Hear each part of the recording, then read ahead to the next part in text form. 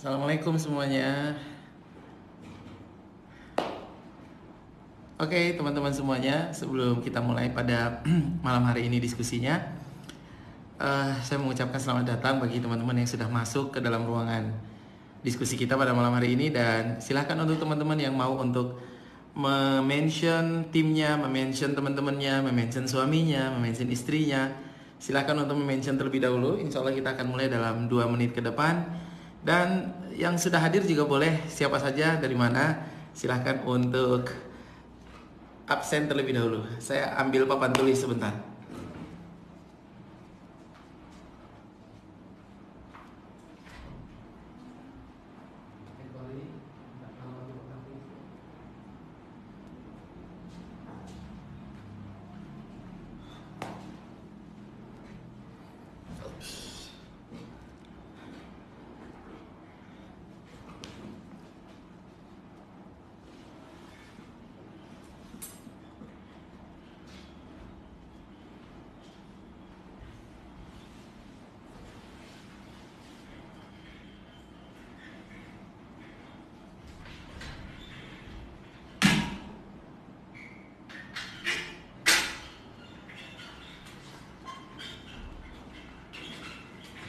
Ada spidolnya?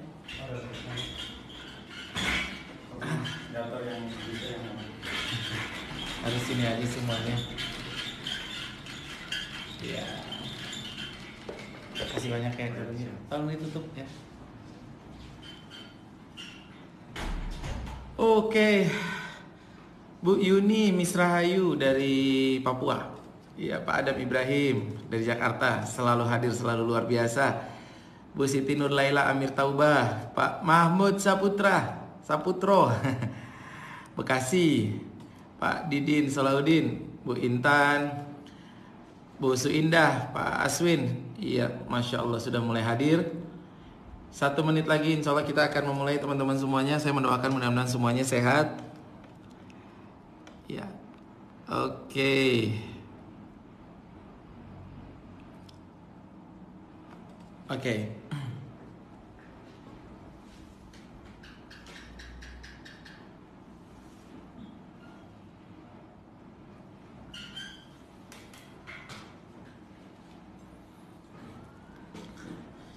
Oke, kita mulai ya. Sudah jam 8 tepat. Insya Allah sampai jam 9 ke depan, insya Allah kita akan 1 jam diskusi pada malam hari ini. Bismillahirrahmanirrahim. Sebelum saya memulai, saya mau ngecek suara saya cukup jelas. Mohon untuk memberikan feedbacknya apakah suara saya cukup jelas. Dan gambarannya, gambar yang teman-teman dapatkan apakah juga cukup jelas. Apakah ada masalah dalam pendengaran dan juga dalam video atau penglihatan. Kalau suara saya putus-putus atau suara saya tidak kedengeran, mungkin bisa disampaikan di kolom komen biar bisa saya coba untuk memperbaiki.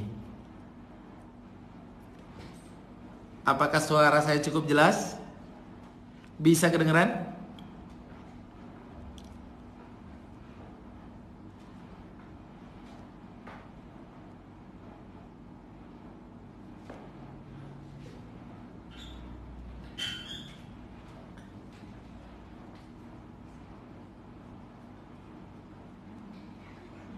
Sini. Yang tukang tidur mana, yang tukang tidur?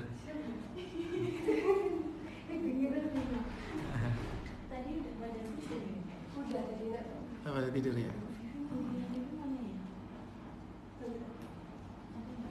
Oke, sangat jelas, alhamdulillah. Kita mulai pas tepat 100 orang yang menonton. Kita akan mulai. Bismillahirrahmanirrahim. Assalamualaikum warahmatullahi wabarakatuh. Alhamdulillahirabbil alamin. Segala puji kepada Allah Subhanahu wa taala atas nikmat yang Allah berikan kepada kita, karunia yang Allah berikan kepada kita. Dan sampai pada hari ini adalah pertemuan ke-17. Ini adalah kelas yang hari ke-17. Sampai dengan pertemuan ke-17 ini Allah masih senantiasa memberikan kepada kita nikmatnya. Allah memberikan kepada kita kesempatan. Dan mudah-mudahan Allah selalu memberikan kepada kita semuanya kenikmatan-kenikmatan ini. Dan mudah-mudahan kalau ada yang kurang dalam kehidupan kita, Allah berikan semuanya. Allah cukupi semua kebutuhan kita. Yang kedua, salawat serta salam semoga senantiasa tercurahkan kepada baginda Nabi Sallallahu Alaihi Wasallam, Nabi Muhammad, Nabi mulia, Nabi yang agung, Nabi Muhammad Sallallahu Alaihi Wasallam.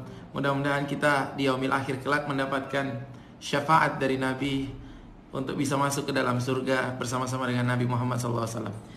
Oke teman-teman semuanya, hari ini kita akan berbicara dan mohon maaf suara saya serak-serak.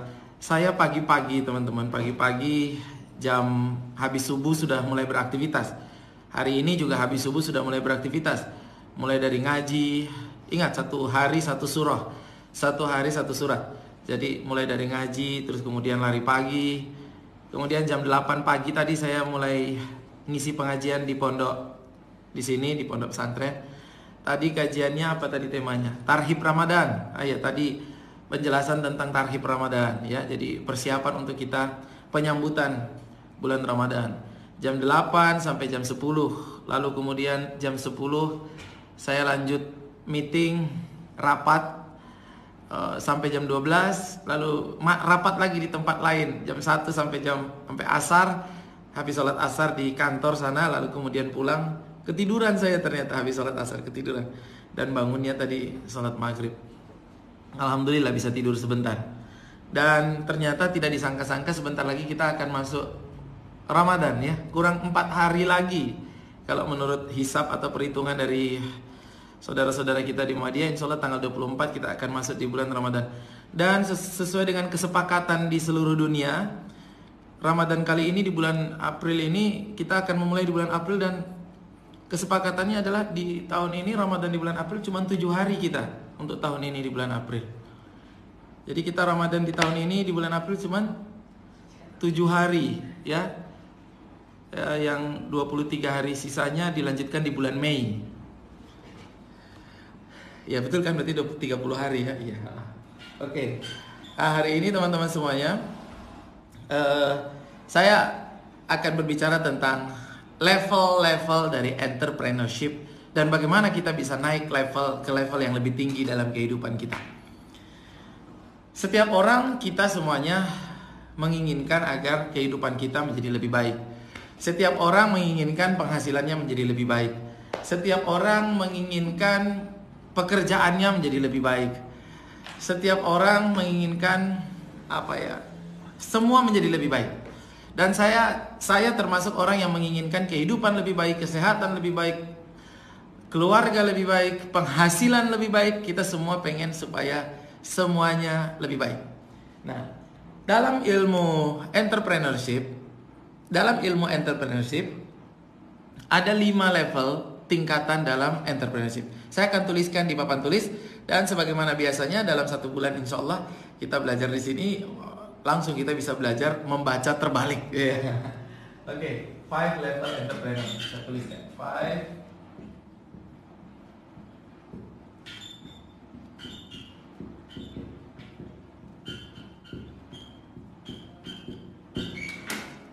Ya, 5 level entrepreneur. Jadi entrepreneur itu pun ada level-levelnya, teman-teman semuanya.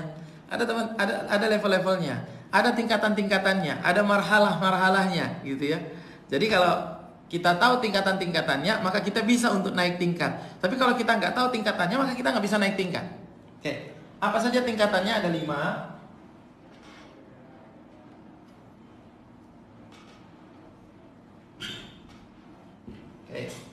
Ada 5. Ini saya bikin seperti anak tangga ya. Ada 5 tingkatan dalam entrepreneurship. Sebelumnya kita perlu memahami bahwa entrepreneurship itu bukan profesi. Entrepreneurship itu adalah karakter. Entrepreneurship itu adalah jiwa. Jiwa entrepreneur adalah jiwa yang senantiasa mengambil tanggung jawab. Jiwa entrepreneur adalah jiwa yang senantiasa melakukan inovasi. Jiwa entrepreneur adalah jiwa yang selalu mampu menciptakan nilai tambah. Jiwa entrepreneur adalah jiwa yang selalu berpikir kreatif. Itulah entrepreneur, bertanggung jawab, berpikir kreatif. Jadi kalau kita membaca literatur tentang entrepreneur, sebenarnya kita akan menemukan bahwa entrepreneur itu bukan pekerjaan. Kebanyakan kita mengira bahwa entrepreneur itu adalah pekerjaan, dan seringkali orang mengasosiasikan bahwa entrepreneur itu adalah pengusaha. Pengusaha itu adalah salah satu bisa jadi entrepreneur, bisa jadi enggak, tergantung pengusahanya. Kalau pengusahanya nggak bisa membuat faktor nilai tambah, pengusahanya tidak bisa membuat kreativitas, pengusahanya tidak mampu melakukan inovasi, pengusahanya tidak, kalau dia bekerja sebagai pengusaha tapi dia tidak punya jiwa entrepreneur, maka kita tidak mengatakan dia adalah seseorang entrepreneurship. Entrepreneurship adalah jiwa yang selalu bertumbuh. Jadi entrepreneurship itu pada dasarnya bukanlah sebuah pekerjaan. Entrepreneurship tidak selalu harus pengusaha. Tidak. Oke. Karena entrepreneurship itu adalah karakter, jiwa. Nah, ada 5 level entrepreneurship. Oke. 1, entrepreneurship level yang pertama namanya entrepreneurship, namanya pegawai. Namanya apa? Pegawai. Saya tuliskan di sini. Oke. Level pertama namanya pegawai. Level kedua saya akan tuliskan level-levelnya. Level kedua namanya bekerja sendiri. Bekerja sendiri. Berarti bukan pegawai, dia bekerja sendiri. Untuk siapa dia bekerja? Tentu saja untuk dirinya sendiri. Level ketiga namanya manajer. Manajer. Level keempat namanya business owner atau businessman.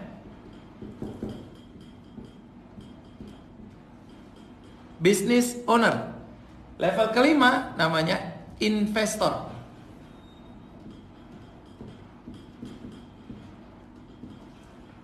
Investor. Oke. Ada 5 level dalam entrepreneurship.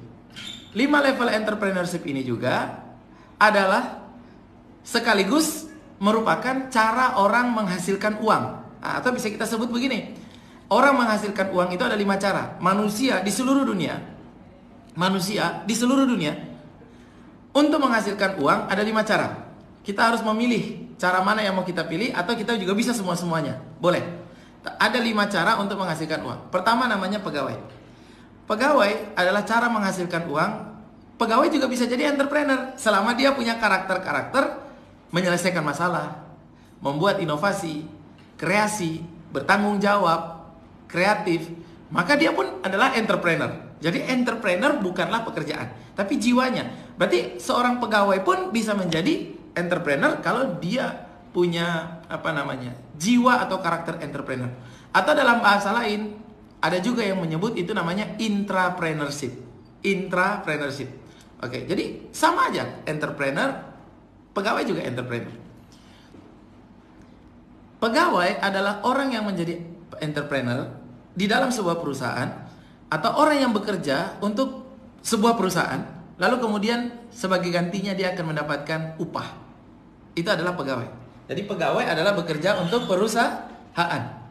Pegawai adalah orang yang bekerja untuk organisasi. Pegawai adalah orang yang bekerja untuk untuk perusahaan, atau kita bisa juga disebut orang lain. Pegawai adalah orang yang menghasilkan uang dengan karakter entrepreneurship dengan bekerja untuk perusahaan atau kepada orang lain. Itu namanya pegawai. Selama dia punya jiwa-jiwa kreatif, jiwa-jiwa bertanggung jawab, jiwa-jiwa selalu berinovasi, jiwa-jiwa selalu untuk maju, maka dia adalah entrepreneur. Jadi entrepreneur tidak harus pengusaha. Pengusaha atau business owner salah satu entrepreneur, tapi belum tentu business owner itu entrepreneur, karena tidak semua business owner itu punya karakter entrepreneurship. Oke, mudah-mudahan bisa dipahami terminologinya dengan baik. Yang kedua, ada cara atau entrepreneur, cara mencari uang yang kedua. Bukan jadi pegawai, tapi dia bekerja sendiri. Dia buka toko, jualan bakso misalnya, jualan bakso, atau dia menjualkan produk, jadi distributor atau jadi agen, di mana dia bekerja untuk dirinya sendiri. Bisa jadi dia jualan bakso, bisa jadi dia tambal ban, bisa jadi dia praktek sebagai dokter. Intinya dia bekerja untuk dirinya sendiri, dia yang mengerjakan. Kalau dia bekerja dia dapat uang, kalau dia tutup dia nggak dapat uang. Dia bekerja untuk dirinya sendiri. Kadang-kadang dia dibantu oleh istrinya, misalnya dia buka warung mie ayam.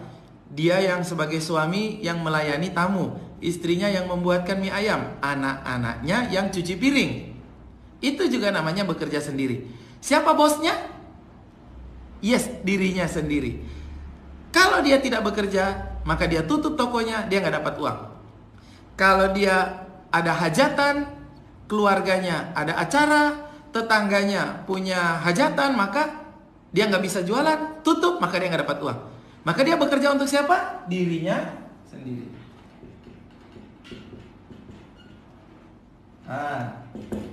Tentu berbeda antara level 1 dengan level 2. Level 1 orang menghasilkan uang dengan bekerja untuk dirinya sendiri. Level 1 untuk orang lain, bekerja untuk orang lain. Level 2 menghasilkan uang dengan cara bekerja untuk dirinya sendiri. Misalnya dia jualan MLM. Dia punya produk. Lalu produk itu dia tawarkan ke sana, dia tawarkan ke sini, dia tawarkan ke situ.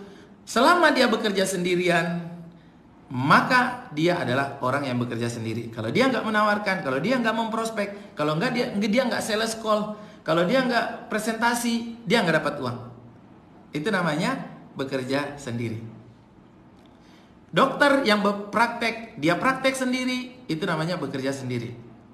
Ya, walaupun dia mungkin sudah mulai punya karyawan 1 atau 2 yang jaga di bagian depan untuk pembayaran, tapi itu namanya bekerja sendiri.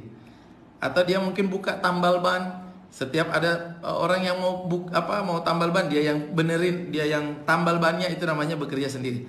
Dia adalah bosnya untuk dirinya sendiri. Itu bekerja sendiri. Level yang ketiga namanya manajer.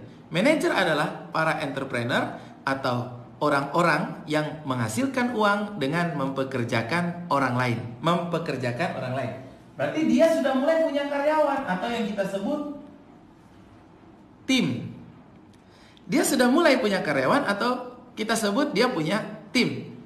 Menjadi manajer berarti dia bekerja mempekerjakan orang lain. Kalau dia punya warung, berarti yang jaga, kasir, yang melayani orang itu semua sudah mulai karyawannya yang melakukan semua. Di level manajer, dia sudah mulai bisa untuk berangkat ke kantor, berangkat ke toko lebih siang. Tidak harus pagi-pagi, tidak harus buka tokonya, dia yang buka. Tidak harus, karena sudah mulai ada karyawannya. Tapi, walaupun dia punya banyak tim, walaupun dia punya banyak karyawan, tapi dia belum memiliki sistem. Dia belum memiliki aturan. Dirinya lah yang menjadi aturannya. Dirinya lah yang menjadi sistemnya.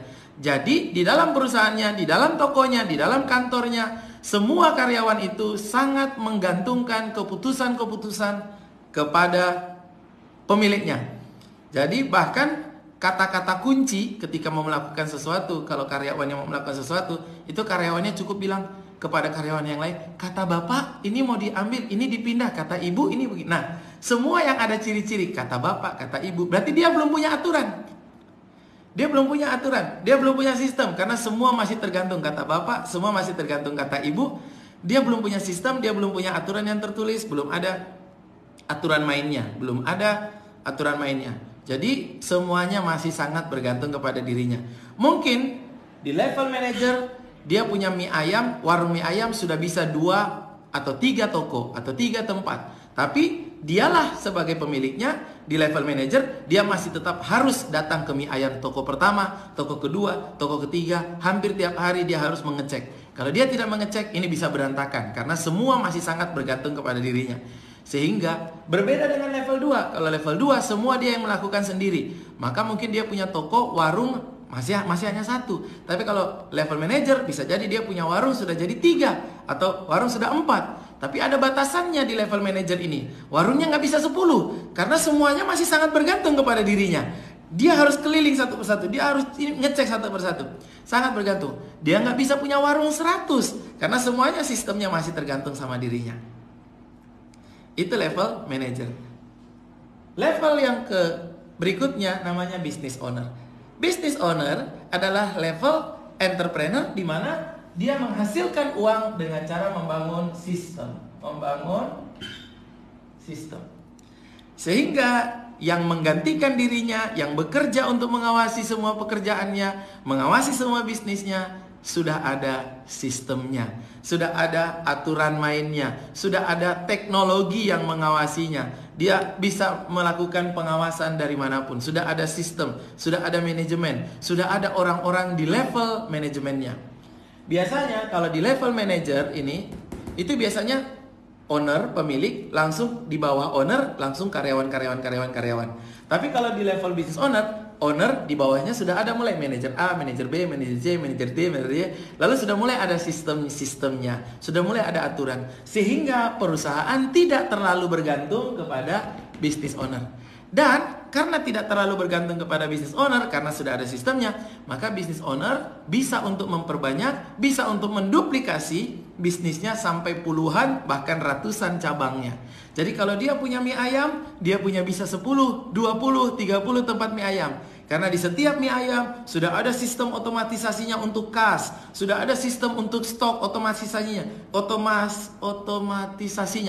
sudah ada sistem untuk SDM, sudah ada sistem untuk apalagi keuangan, sudah ada sistem untuk semuanya sudah tersistemasi sehingga dibuka di mana-mana, tidak ada masalah. Walaupun bisnis ownernya tidak pernah datang ke tokonya, tapi tokonya sudah mulai punya kepala toko, sudah mulai punya manajernya, di bawahnya sudah ada. Nah, itu namanya bisnis owner. Bisnis owner adalah orang-orang yang membangun sistem untuk mendapatkan uang. Dan yang terakhir, level yang nomor 5 namanya investor. Investor adalah orang yang menghasilkan uang, mendapatkan uang dengan cara mempekerjakan uang. Oke, kita ulangi lagi, kita lihat lagi dari awal, ya. Pegawai adalah orang yang mendapatkan uang dengan cara bekerja untuk orang lain, menggunakan dirinya sendiri untuk bekerja untuk orang lain. Bekerja sendiri adalah orang yang mendapatkan uang dengan cara mempekerjakan dirinya sendiri untuk bisnisnya. Dia bekerja untuk dirinya, sehingga dia adalah bos untuk perusahaannya sendiri. Kalau manajer mendapatkan uang dengan cara mempekerjakan orang lain. Saya ulangi, pegawai mendapatkan uang dengan cara bekerja untuk orang lain. Bisnis bekerja sendiri mendapatkan uang dengan cara bekerja untuk dirinya sendiri. Manajer mendapatkan uang dengan cara mempekerjakan orang lain. Business owner mendapatkan uang dengan cara membangun sistem. Dan investor mendapatkan uang dengan cara mempekerjakan uang yang dia miliki. Berarti kita bisa menyimpulkan ada 5 cara orang untuk menghasilkan uang. Apakah hasilnya berbeda-beda di setiap level? Yes, hasilnya berbeda. Kalau kita memilih jadi pegawai, insya Allah kita bisa dapat setiap bulan kita bisa dapat uang jutaan. Saya tuliskan di sini atau di bawah aja, sini ya. Insya Allah dapat uang jutaan. Jadi kalau kita berada di level pegawai, insya Allah kita setiap bulan bisa mendapatkan uang jutaan. Kita dapat gaji, mungkin ya ada yang dapat gaji 2 juta, ada yang dapat gaji 3 juta, ada yang dapat gaji 5 juta, ada yang dapat gaji 8 juta, itu jadi pegawai. Kalau kita pengen untuk menaikkan penghasilan kita, menaikkan pendapatan kita, selain menjadi pegawai, mungkin kita juga bisa bekerja sendiri. Ya, kita bisa bekerja sendiri. Kalau kita bekerja sendiri, insya Allah, misalnya kita jualan mie ayam. Kalau kita jualan mie ayam, kita punya toko 1 atau warung 1, bisa nggak omset kita dapat 1 juta atau 2 juta sehari? Mie ayam atau bakso atau jualan warung, bisa nggak dapat 1 juta atau 2 juta sehari omsetnya? Kalau bisa 1 juta atau 2 juta sehari, maka dia bisa mendapatkan puluhan juta dalam sebulan. Puluhan juta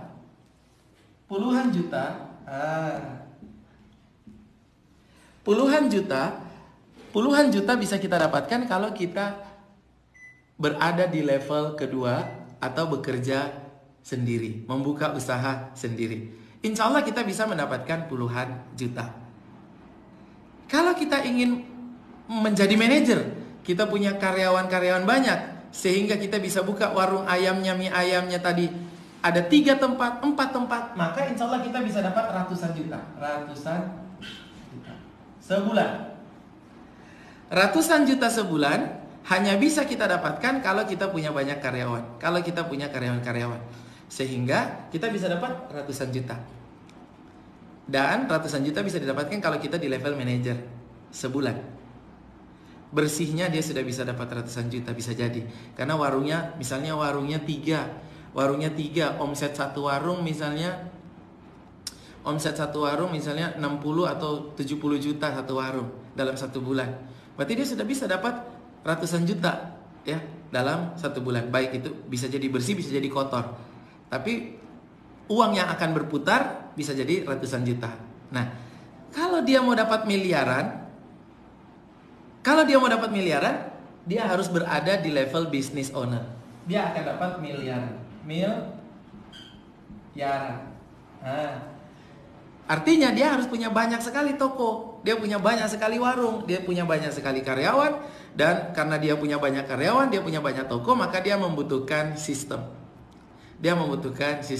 Akhirnya karena dia punya 20 toko, 10 toko, atau 5 toko, tapi banyak karyawannya, akhirnya dia bisa mendapatkan miliaran. Nah, dan kalau dia pengen dapat triliunan, nah gitu ya, dia bisa berada di level investor ini tidak terbatas ya, seperti Bang Sandiaga gitu ya. Bang Sandiaga Uno itu kok investor tulisannya, maaf, triliunan. Saya mau nulis triliunan, kok jadi nulis investor.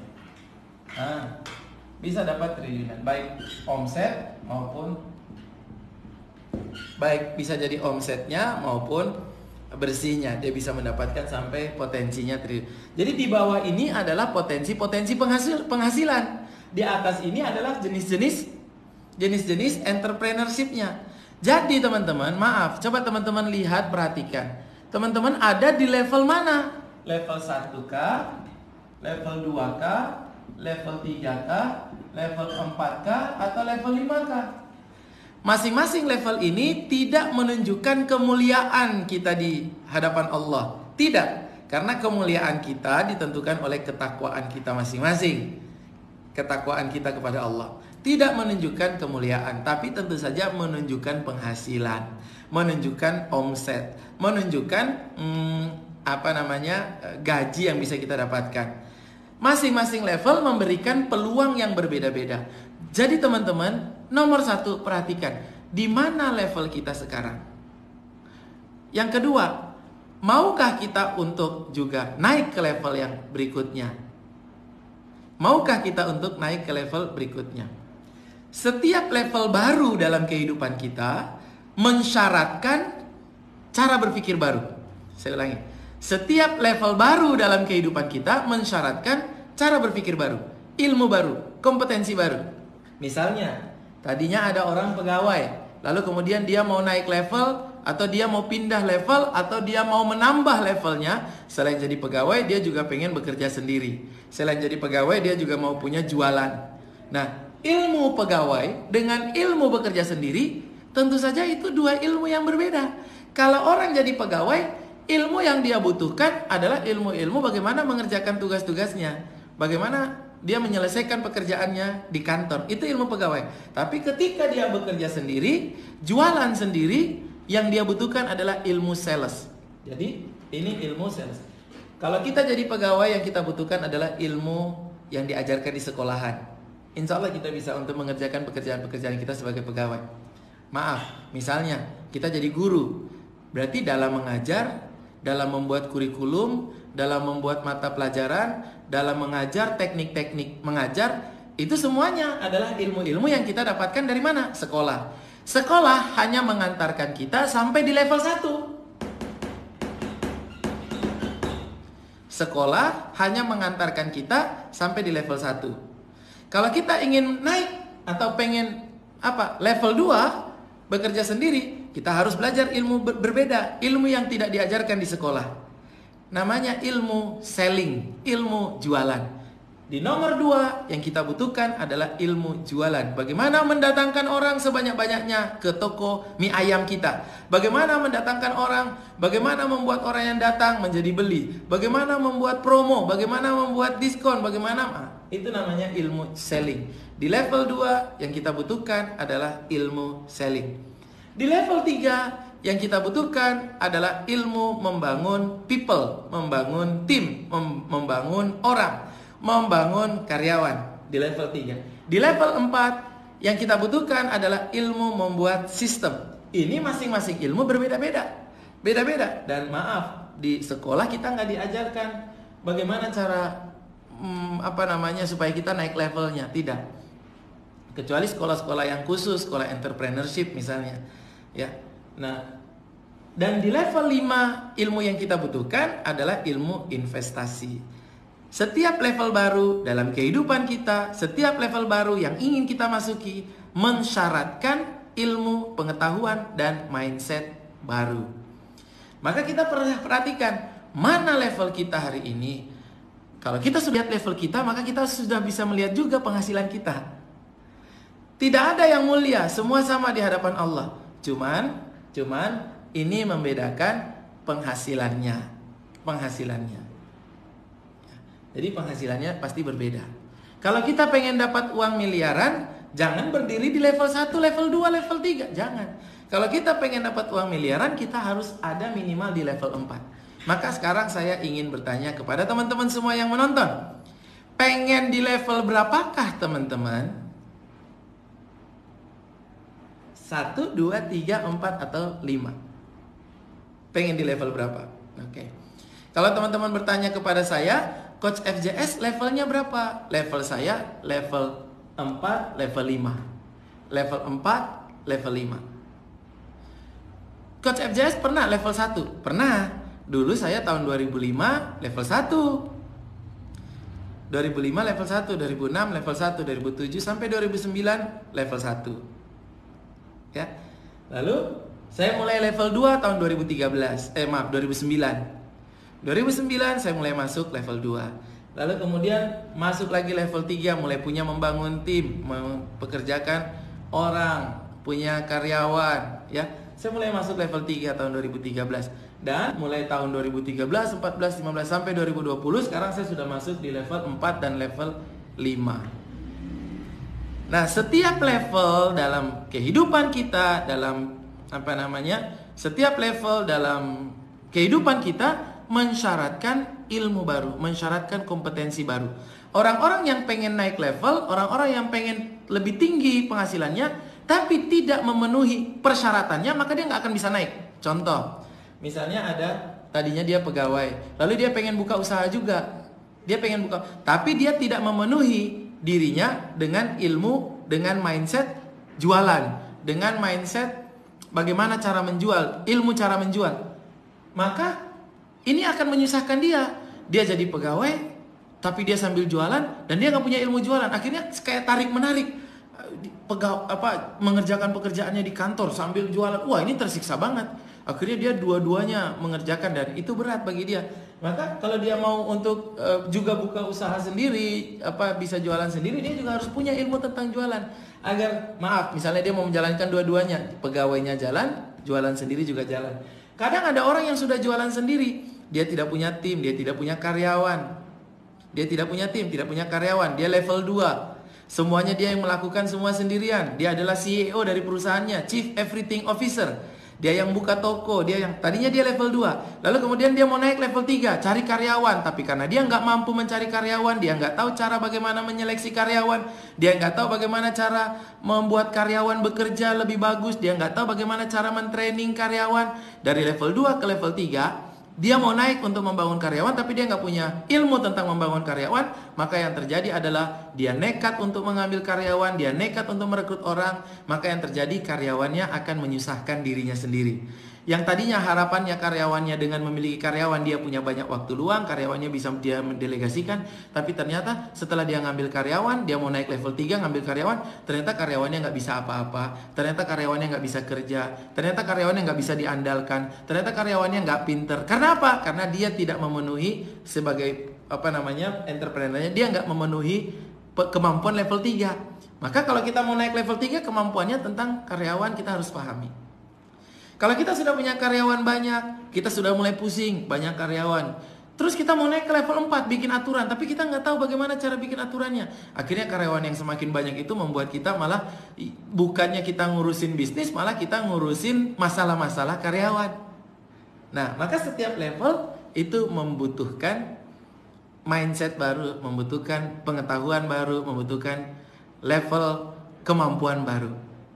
Penuhi syaratnya, maka kita pun akan naik levelnya. Nah, materi kita kali ini bukan tentang levelingnya saja. Materi kita adalah bagaimana supaya kita bisa bertumbuh supaya bisa mendapatkan level yang lebih tinggi. Saya mau tanya sekarang, siapa yang ingin supaya bisa naik level, supaya bisa mendapatkan level lebih tinggi lagi? Katakan saya. Tulis. Kalau kita pengen level lebih tinggi, maka saya akan kasih tahu bagaimana caranya supaya kita bisa naik ke level yang lebih tinggi lagi. Bagaimana caranya? Siapa yang pengen supaya naik level lebih tinggi? Yang tadinya penghasilannya puluhan juta, bisa naik ke level yang ratusan juta. Yang tadinya sudah ratusan juta, bisa naik miliaran. Karena apa? Ketika dia miliaran hanya bisa didapatkan ketika kita menjadi business owner, ketika kita punya sistem. Jadilah kita miliaran. Karena dengan sistem kita bisa membuat banyak cabang, banyak toko, banyak stok, banyak, semuanya banyak. Semuanya banyak itu yang kita sebut dengan kita beroperasi pada skala yang lebih besar. Baik di wilayahnya banyak, baik di skala operasi stoknya banyak. Nah, ketika semuanya mulai banyak itu, maka kita nggak bisa lagi kalau mengharapkan diri kita sendiri untuk melakukannya. Kita membutuhkan yang namanya sistem. Jadi, setiap level yang berbeda itu memberikan penghasilan yang berbeda. Sekarang bagaimana caranya supaya kita bisa mendapatkan penghasilan yang berbeda? Mendapatkan level yang berbeda. Oke. Tentu saja dalam kehidupan kita harus semakin berubah, semakin bertumbuh. Harapan saya, teman-teman semuanya, kalau sekarang tahun 2020 kita di level 2, tahun 2021 kita harus sudah di level 3 atau level 4. Tahun 2023 kita harus naik lagi ke level yang berikutnya. Kita harus naik terus. Jadi setiap level, terima kasih ada sahabat saya Pak Mardigu. Insya Allah. Kita udah lama gak ketemu, ya. Mudah-mudahan sehat selalu. Jadi ada 5 level dalam kehidupan kita yang kita bisa dapatkan. Kita mau level yang mana? Tapi setiap level baru dalam kehidupan kita mensyaratkan mindset baru, mensyaratkan pengetahuan baru, mensyaratkan kemampuan baru, mensyaratkan kompetensi baru. Setiap orang yang pengen naik level dalam kehidupannya, tapi kemudian dia tidak memenuhi syarat untuk mindset di level yang di atasnya, maka dia akan dipukul, mundur lagi, turun ke level yang bawah. Maka bagaimana caranya agar kita mau naik level? Dan teman-teman semua pasti pengen naik level. Oke. Pasti pengen naik level. Supaya kita bisa naik level ke level berikutnya, maka kaidahnya, pedomannya, saya akan menyampaikan 1, 2, atau 3 pedoman. Yang pertama, kita hanya bisa naik level 1 kalau kita mau untuk merubah lingkungan kita, lingkungan pergaulan kita. Saya ulangi. Cara agar kita bisa level yang lebih tinggi, caranya adalah agar kita bisa naik level ke lebih tinggi. Mungkin ada yang di sini levelnya 1, pengen ke level 2, pengen ke level 3, ada yang levelnya 3, pengen ke level 4, pengen ke level 5. Caranya adalah agar kita mau bertumbuh. Kalau kita mau bertumbuh, kita harus yang pertama merubah lingkungan pergaulan kita. Pergaulan itu mempengaruhi kondisi kehidupan kita. Kalau kita bergaul dengan 5 orang, kita punya teman ada 5 orang, teman luntang-lantung kita kemana, kesana, kemari dengan 5 orang, yang selalu kita habiskan waktu dengan mereka, selalu kita diskusi dengan mereka, selalu kita bertukar pikiran dengan mereka. Dan 5 orangnya ini, mereka memiliki mobil Lamborghini. Maka bisa dipastikan dalam waktu dekat kita akan menjadi orang ke-6 yang akan memiliki mobil Lamborghini, atau setidaknya memiliki kemampuan untuk membeli Lamborghini. Kalau kita nggak mau Lamborghini, aku maunya Ferrari. Oke, nggak apa-apa. Tapi kita punya kemampuan untuk membeli Lamborghini. Teman-teman tahu nggak kenapa mobil-mobil mewah seperti Lamborghini, Ferrari, Mustang, dan mobil apalagi yang mahal-mahal itu, ya, misalnya kayak Aventador itu harga secondnya aja 13 miliar second. Jadi misalnya teman-teman begini, ya, harga barunya bisa 50-an miliar, teman-teman. Teman-teman misalnya coba perhatikan kenapa mobil-mobil mewah itu, yang mobil-mobil kecepatan supercar itu, kenapa tempat duduknya itu cuma 2? Coba perhatikan. Kenapa mobil mewah itu cuma 2 tempat duduknya? Supercar itu. Kenapa cuma 2? Kenapa? Karena orang kaya itu sedikit. Beda sama bis kota. Bis kota tempat duduknya 50. Orang kaya itu sedikit. Pergaulan kita, kalau kita bergaul dengan orang-orang kaya, maka kita pun akan kecipratan kena orang kaya.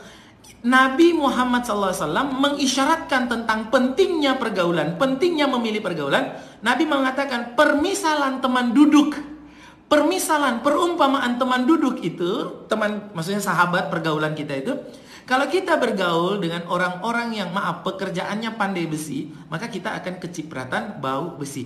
Kalau kita bergaul dengan orang-orang yang penjual minyak wangi, ini permisalannya Nabi, maka kita pun akan ikut bau wangi, aroma minyak wangi.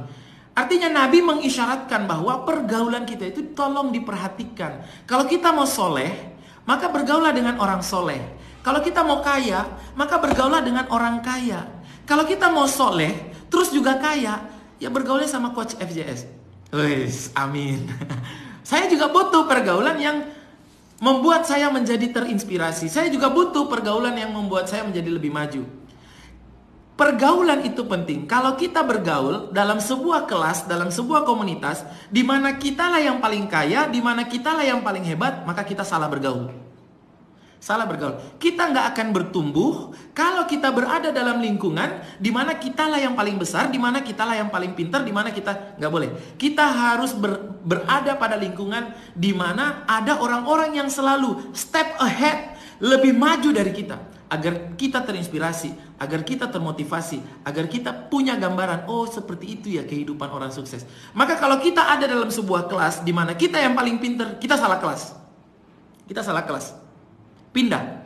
Cari kelas di mana kita di dalamnya itu kelasnya isinya orang-orang luar biasa, isinya orang-orang yang jauh di atas kita, isinya orang-orang yang jauh lebih soleh, isinya jauh lebih kaya, isinya jauh lebih luar biasa, isinya jauh lebih kontributif, isinya jauh lebih produktif, isinya jauh lebih dermawan. Kita perlu lingkungan yang membuat kita terinspirasi. Kalau kita punya lingkungan yang dimana orang-orangnya itu nggak memberikan kita inspirasi, maka itu bukan lingkungan, itu hanya kandang. Sesuatu yang membuat kita nggak bisa berpikir kemana-mana. Tapi kalau kita punya lingkungan yang membuat kita terinspirasi, itulah yang disebut dengan lingkungan.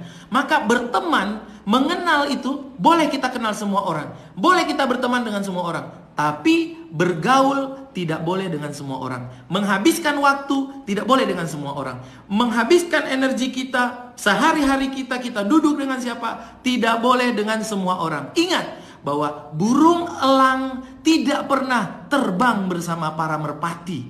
Merpati terbang sendiri, elang terbangnya sendiri. Kalau kita lihat hewan-hewan yang kuat, hewan-hewan yang pemangsa-pemangsa di hutan, kita akan menemukan bahwa semakin kuat seekor hewan, semakin kuat sesuatu spesies, maka lingkungannya, pergaulannya, lingkarannya semakin kecil. Saya ulangi, semakin kuat, semakin perkasa, semakin luar biasa kuatnya hewan, maka lingkarannya semakin kecil. Semakin lemah hewan itu, lingkarannya semakin besar. Lingkarannya semakin besar. Begitu pula manusia.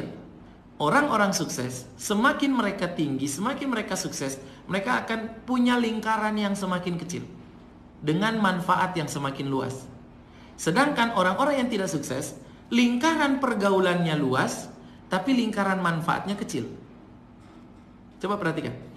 Orang-orang semakin sukses, lingkaran pergaulannya semakin kecil, lingkaran manfaatnya semakin besar. Orang-orang biasa, orang-orang tidak sukses, lingkaran pergaulannya semakin besar, lingkaran manfaatnya kecil.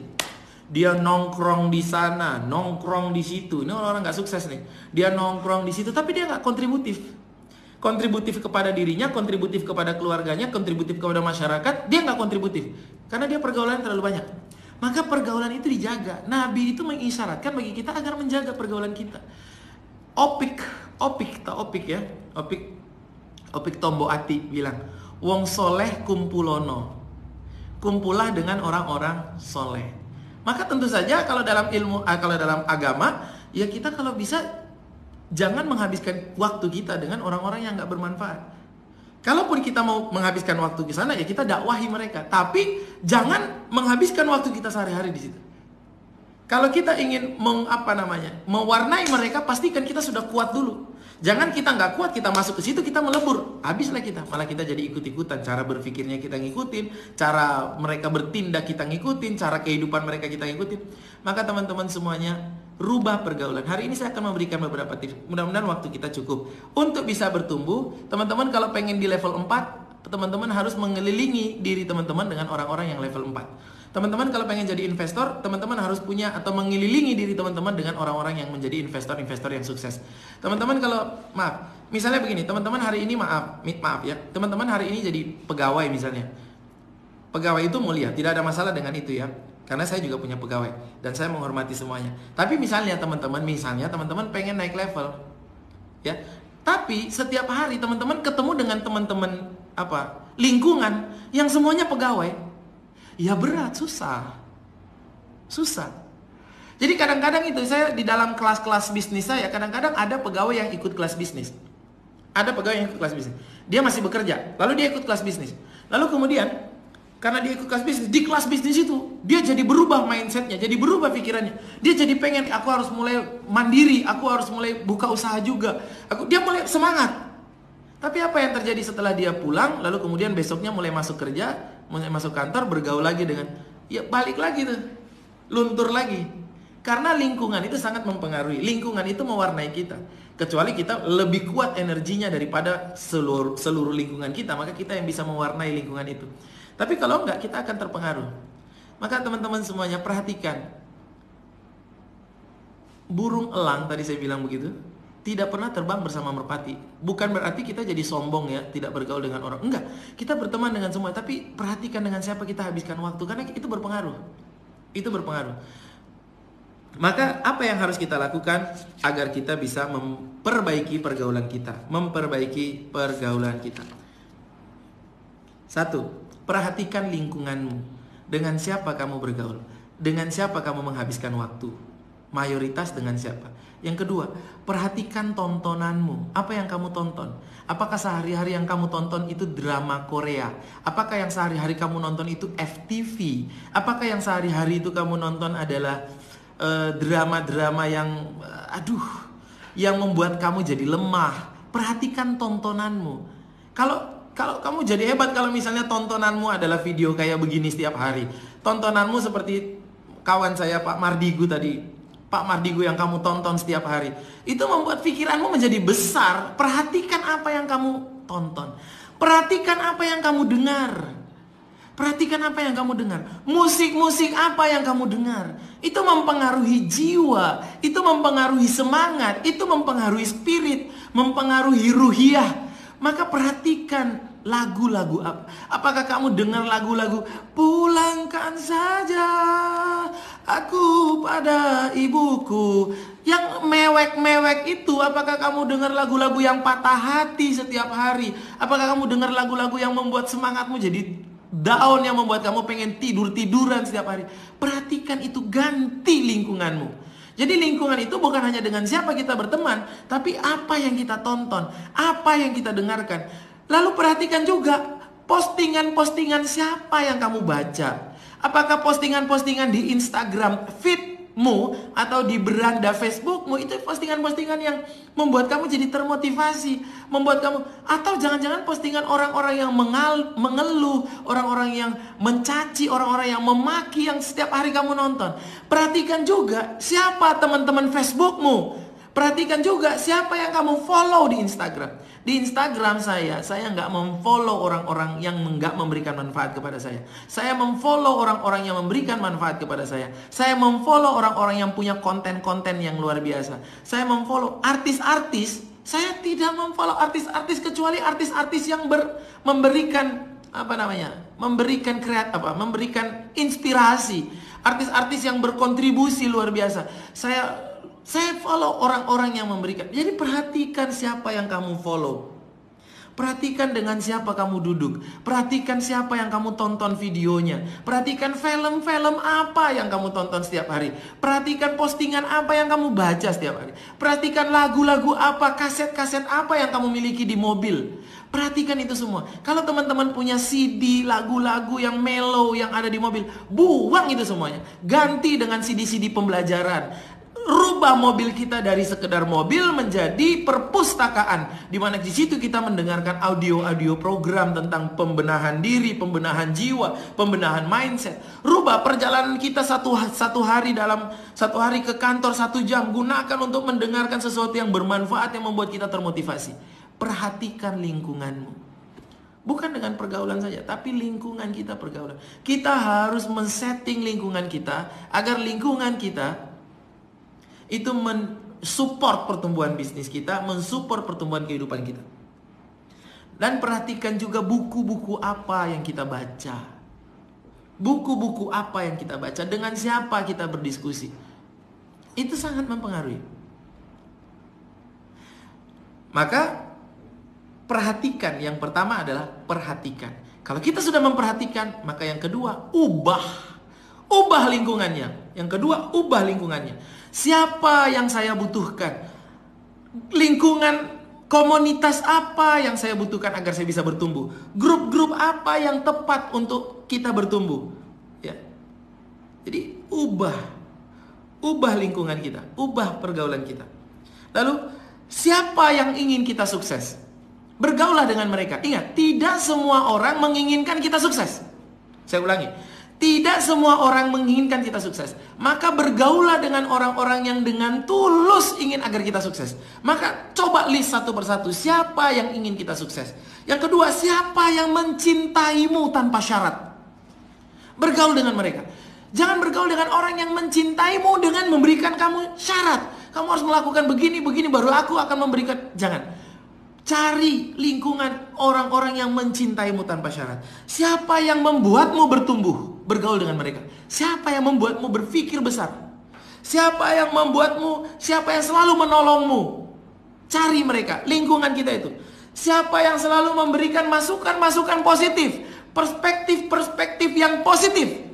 Bergaul dengan mereka. Habiskan waktu-waktu kita dengan mereka. Duduk, ngopi, ngobrol dengan mereka. Agendakan, anggarkan untuk traktir mereka. Selalu begitu. Jadi kita perhatikan dengan siapa kita bergaul. Jadi kita cari. Lalu kemudian kalau kita ingin bertumbuh, ya, kalau kita ingin bertumbuh, kita rubah lingkungan kita. Lakukan saja, lakukan sekarang. Jangan menunda, jangan ada tapi, jangan ada nanti. Lakukan sekarang. Rubah lingkungan kita, maka secara perlahan-lahan kehidupan kita pun akan berubah. Kalau kita lihat bagaimana orang-orang sukses mereka mengambil keputusan, bagaimana mereka bertindak, dan kata orang, sukses itu selalu meninggalkan jejak. Maka ikutilah jejak-jejak orang-orang sukses. Ya, yang pertama kalau kita mau mengikuti jejak mereka, ya kita harus tahu dulu siapa orang suksesnya, biar kita bisa mengikuti jejaknya. Kita bergaul dengan mereka. Dan untuk menjadi sukses, kita setelah merubah pergaulan ini, hati-hati. Ketika teman-teman merubah pergaulan, teman-teman akan dikritik. Ketika teman-teman merubah pergaulan, teman-teman akan digosipkan. Ketika teman-teman merubah pergaulan, teman-teman akan dibicarakan di belakang. Maka hadapilah setiap kritik, hadapilah setiap gosip itu, hadapilah. Teman-teman, saya ingin ngasih tahu dalam konteks ini. Jadi saya hanya memberikan satu ilmu bagaimana bertumbuh, yaitu merubah environment kita.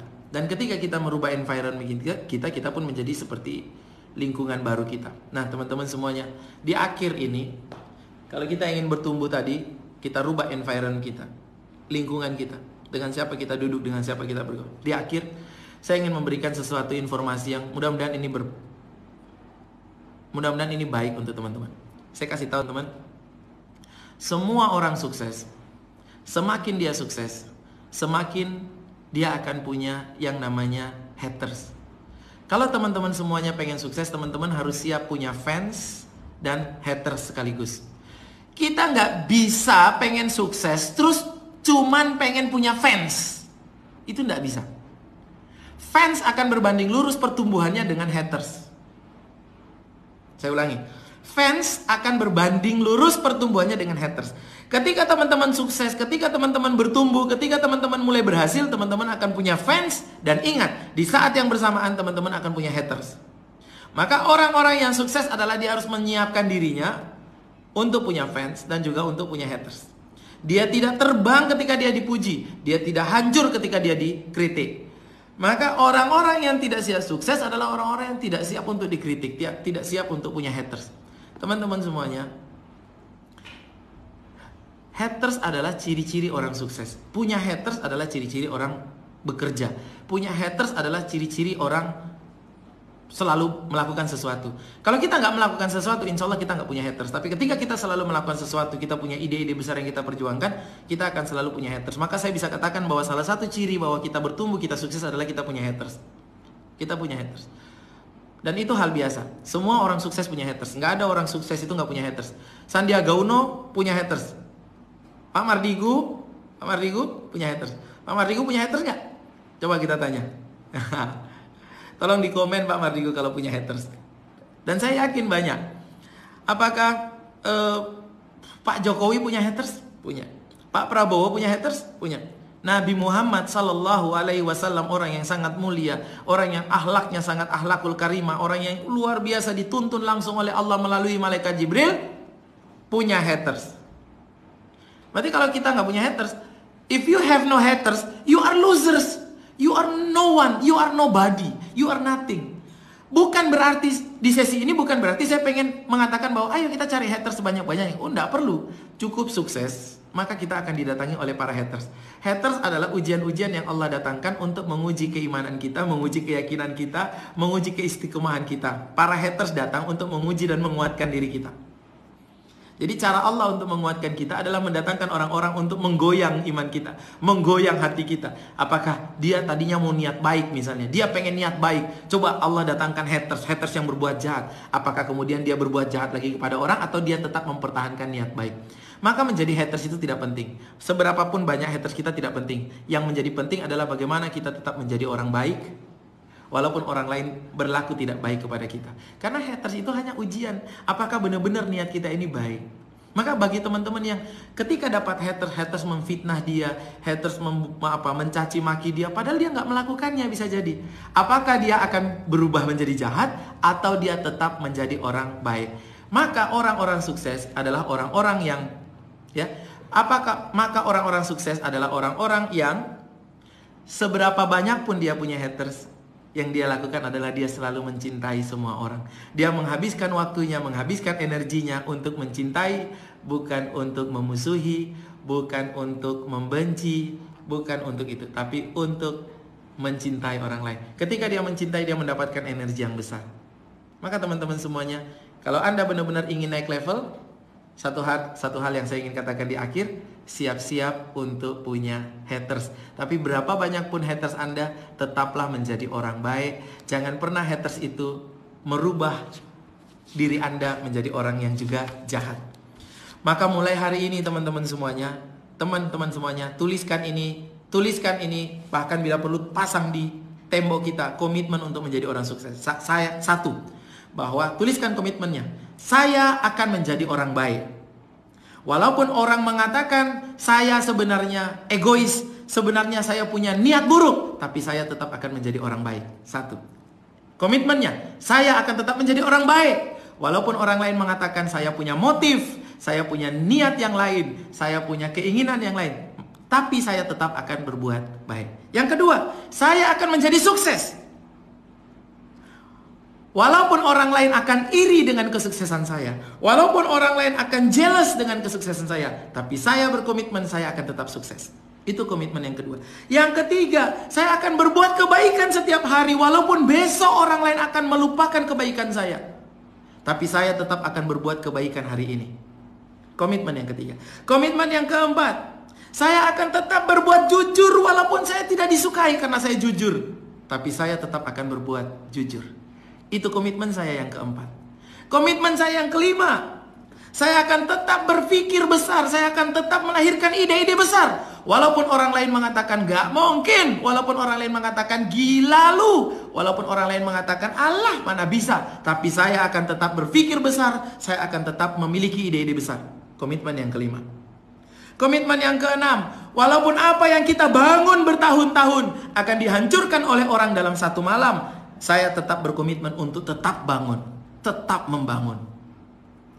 Dan komitmen yang terakhir. Komitmen yang ketujuh. Ketika orang lain membutuhkan bantuan, saya akan membantu. Walaupun banyak orang yang tidak suka saya membantu, tapi saya tetap akan membantu orang lain. Tambahin deh 8. Satu lagi komitmennya. Saya akan berikan yang terbaik.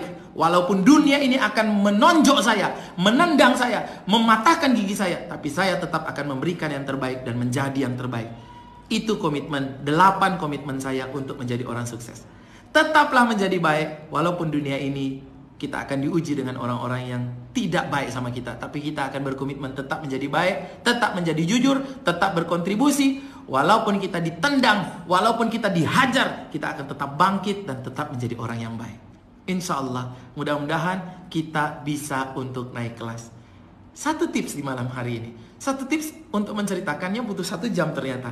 Tipsnya adalah environment. Rubah environment kita. Rubah lingkungan kita. Temukan orang-orang yang mau kita sukses. Temukan orang-orang yang benar-benar tulus ingin kita bertumbuh. Temukan orang-orang yang benar-benar ingin supaya kita sukses. Lalu hiduplah dalam lingkaran yang seperti itu. Kalau hari ini lingkaran orang-orang di samping-samping kita tidak mendukung, kita coba membuat agar mereka mendukung. Mereka selalu membuat kita agar kita jatuh. Kita coba untuk, kalau memang nggak bisa, pindah lingkungannya. Sampai ketemu lagi besok insya Allah. Saya mendoakan mudah-mudahan kita semua jadi orang sukses. Sampai ketemu lagi besok. Assalamualaikum warahmatullahi wabarakatuh. Oh iya, satu lagi. Sebelum saya tutup, kalau teman-teman merasa bahwa video ini bagus, mention teman-teman kita yang lain dan share video ini sebanyak-banyaknya. Mudah-mudahan ditonton oleh semakin banyak orang. Mari kita naik kelas menjadi orang yang jauh lebih baik secara penghasilan, secara kehidupan, secara kesehatan, secara relation, secara hubungan, secara keluarga, secara spiritual dan lain sebagainya. Rubah lingkungan kita agar kita bisa naik kelas. Assalamualaikum warahmatullahi wabarakatuh.